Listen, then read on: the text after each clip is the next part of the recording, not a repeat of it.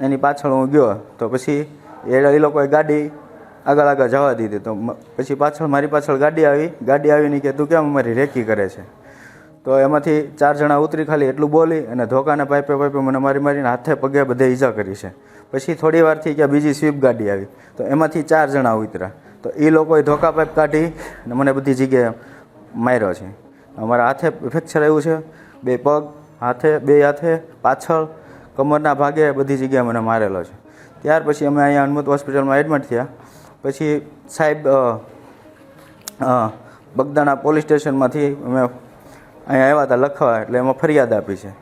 લોકગાયક માયાભાઈ આહિરનો 24મી ડિસેમ્બરના રોજ મુંબઈના કાંદિવલીમાં કાર્યક્રમ યોજાયો હતો, જેમાં એક વિડીયો વાયરલ થયા બાદ બરાબરનો વિવાદ સર્જાયો હતો. આ કાર્યક્રમના વિડીયોને લઈને ટ્રસ્ટી શબ્દ અંગે બગદાણાના સરપંચ નવનીત બાલદિયાએ માયાભાઈ સાથે ટેલિફોનિક વાતચીત કરી હતી અને આ વાતચીત પછી માયાભાઈ આહિરે એક માફી માંગતો વિડીયો નવનીત બાલદિયાને મોકલી આપ્યો હતો. અને આ વિડીયો સામે આવ્યા પછી માયાભાઈ આહિર સાથે ટેલિફોનિક વાતચીત કરનાર બગદાણાના સરપંચ નવનીત બાલદિયાનો આરોપ છે કે અજાણ્યા શખ્સો દ્વારા તેમની પર હુમલો કરવામાં આવ્યો છે. તો આવો જાણીએ સમાચાર વિસ્તારથી. નમસ્કાર, જમાવટ સાથે હું છું પાર્થ.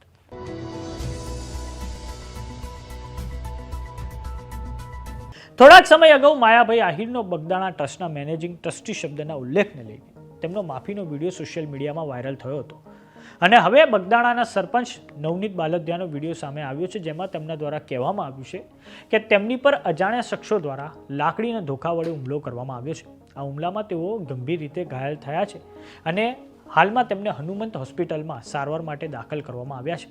આ વિડીયો મારફતે તેમણે બગદાણા પોલીસને યોગ્ય તપાસ કરવા અપીલ પણ કરી છે. તો આવો સાંભળીએ બગદાણાના સરપંચ નવનીત બાલદિયાએ શું કહ્યું છે.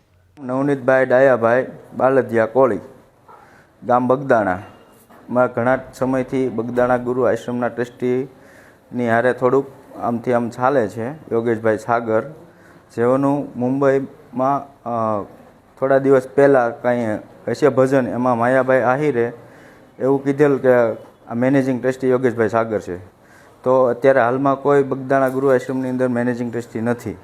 તો મેં આતાને વાત કરી કે આતા આ રીતનું છે કે બગદાણા મેનેજિંગ ટ્રસ્ટી કોઈ છે નહીં. તો આતાએ કીધું કે હું તમને એની માફી ઓલી કરી અને રીલ્સ મોકલી દઉં છું. તો મેં કોઈ એવું એને કીધું નહોતું આતાને કે તમે મને મોકલ્યો, પણ મને આતાએ મોકલી એટલે મેં મારા જાયભાઈઓને મોકલી. પછી બીજા દિવસે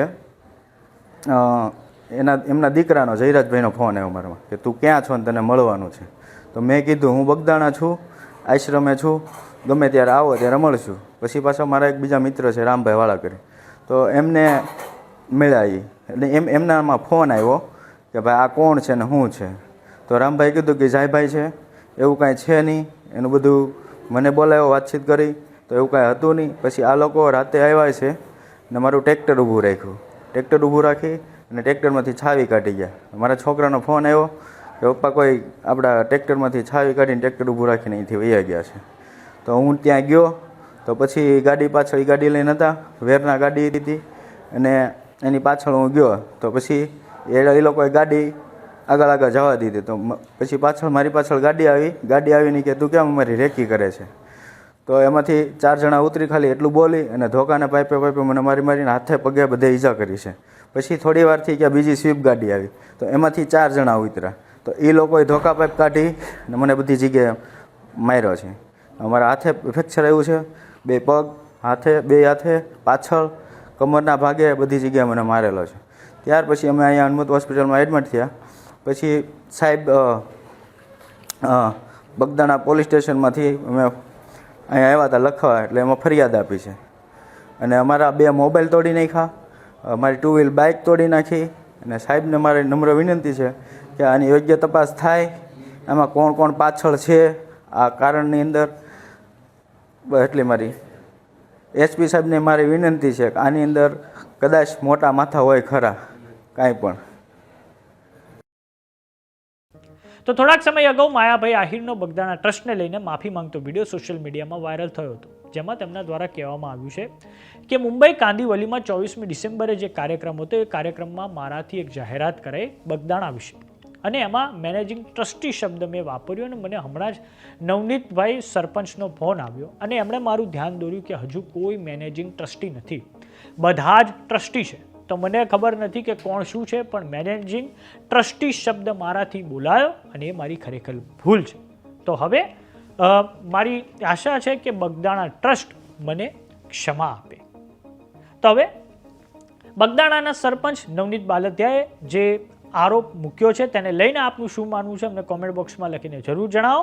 જો તમે અમને યુટ્યુબ પર જોઈ રહ્યા તો સબસ્ક્રાઇબ કરો, જો તમે અમને ઇન્સ્ટાગ્રામ અને ફેસબુક પર જોઈ રહ્યા તો ફોલો કરો. સાથે જ અમારી વોટ્સઅપ ચેનલ આવી ગઈ છે, જોઈન કરવાનું ના ભૂલતા. નમસ્કાર.